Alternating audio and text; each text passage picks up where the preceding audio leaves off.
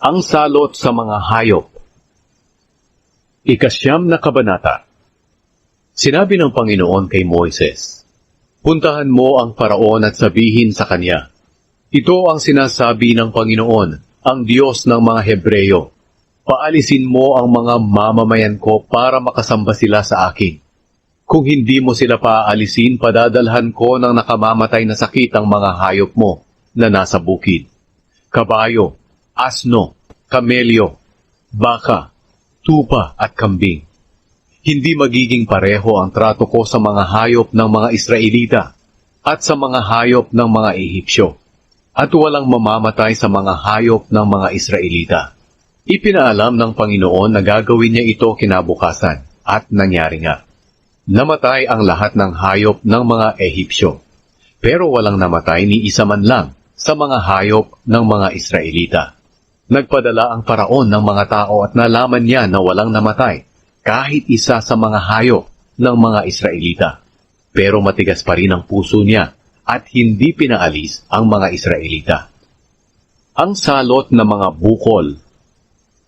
Sinabi ng Panginoon kina Moises at Aaron, "Kumuha kayo ng ilang dakot ng abo sa pugon, at isasaboy ito ni Moises sa hangin sa harap ng Paraon. Kakalat ang mga abo sa buong Ehipto. At dahil dito tutubuan ng mga bukol ang katawan ng mga tao at mga hayop."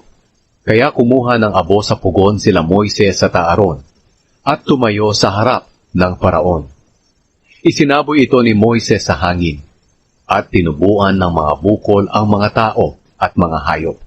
Kahit na ang mga salamangkero ay hindi makaharap kay Moises dahil tinubuan din sila ng mga bukol katulad ng lahat ng Ehipsyo. Pero pinatigas ng Panginoon ang puso ng Paraon at hindi siya nakinig kina Moises at Aaron, gaya ng sinabi ng Panginoon kay Moises. Ang pag-ulan ng yelo.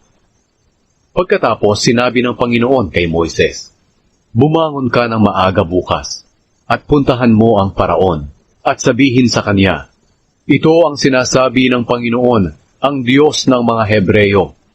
Paalisin mo ang mga mamamayan ko para makasamba sila sa akin.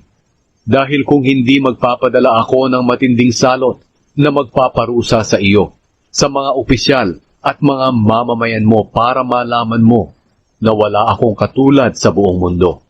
Kahit noon pa, kaya na kitang patayin pati na ang mga mamamayan mo sa pamamagitan ng karamdaman, at wala na sana kayo ngayon. Pero pinayagan kitang mabuhay dahil dito, para makita mo ang kapangyarihan ko at para makilala ang pangalan ko sa buong mundo. Pero nagyayabang ka pa rin sa mamamayan ko, at hindi mo pa rin sila pinapayagang umalis. Kaya bukas sa ganito ring oras, magpapaulan ako ng mga yelong parang bato. At ang lakas ng pagbagsak nito'y hindi pa nararanasan ng Ehipto mula nang maging bansa ito. Kaya iutos mo ngayon na isilong ang lahat ng hayop mo at ang lahat ng alipin mo na nasa bukid. Dahil ang sinumang nasa labas, tao man o hayop, ay mamamatay kapag tinamaan ng mga yelong parang bato." Natakot ang ibang mga opisyal ng Paraon sa sinabi ng Panginoon, kaya nagmadali silang isilong ang mga alipin at mga hayop nila. Pero may ilan na binaliwala ang babala ng Panginoon. Pinabayaan lang nila ang mga hayop at alipin nila sa labas. Sinabi ng Panginoon kay Moises, "Itaas mo ang baston mo sa langit para umulan ng mga yelong parang bato sa buong Ehipto, sa mga tao, mga hayop at sa lahat ng pananim." Kaya itinaas niya ang kanyang baston, at nagpadala ang Panginoon ng kulog, mga yelo na parang bato at kidlat. Ang mga yelong pinaulan ng Panginoon sa lupain ng Ehipto, ang pinakamatindi mula nang maging bansa ang Ehipto. Habang umuulan, patuloy naman ang pagkidlat. Namatay lahat ang hayop at mga tao na naiwan sa labas, at pati na ang mga halaman at punong kahoy. Tanging sa Goshen lang, hindi umulan ng yelo, kung saan nakatira ang mga Israelita. Ipinatawag ng Paraon sila Moises at Aaron. Sinabi niya sa kanila, "Sa pagkakataong ito, inaamin ko na nagkasala ako. Tama ang Panginoon, at ako at ang mga mamamayan ko ang mali. Pakiusapan ninyo ang Panginoon na itigilan niya ang matinding kulog na ito at ang pag-ulan ng yelo. Paaalisin ko na kayo. Hindi na kayo dapat pang manatili rito. Sumagot si Moises, kapag nakalabas na ako ng lungsod, itataas ko ang aking kamay sa Panginoon para manalangin, at titigil ang kulog at hindi na uulan ng yelo, para malaman mo na pag-aari ng Panginoon ang mundo. Pero alam kong ikaw at ang mga opisyal mo ay hindi pa rin natatakot sa Panginoong Diyos. Nasira ang mga pananim na flax at cebada, dahil aanihin na noon ang cebada at namumulaklak na ang flax. Pero hindi nasira ang mga trigo dahil hindi pa aanihin ang mga ito. Umalis si Moises sa harapan ng Paraon at lumabas ng lungsod.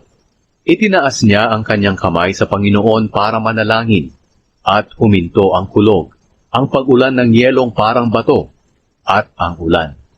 Pagkakita ng Paraon na huminto na ang ulan, ang yelo at ang kulog, muli siyang nagkasala. Nagmatigas siya at ang mga opisyal niya. Sa pagmamatigas niya, hindi niya pinaalis ang mga Israelita, gaya ng sinabi ng Panginoon kay Moises.